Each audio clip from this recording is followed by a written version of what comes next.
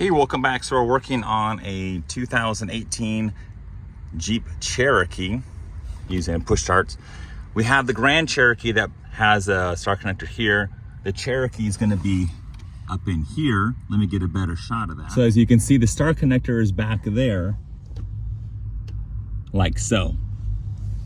So we plug that in and we can back. So we have it plugged under there. We can use our spacer tool to pop out one of those panel clips, and let's get started.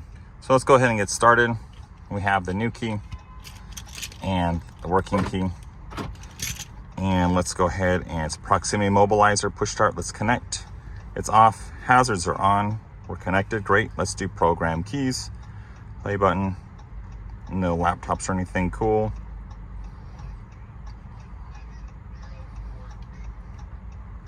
Okay, and then this one we take it and press the unlock twice.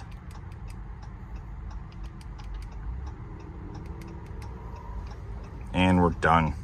Easy peasy. Cool. Other than that, I guess the tricky part is the star connector location here. It's super simple. Other than that, have a great day, and I will see you guys next time. Bye.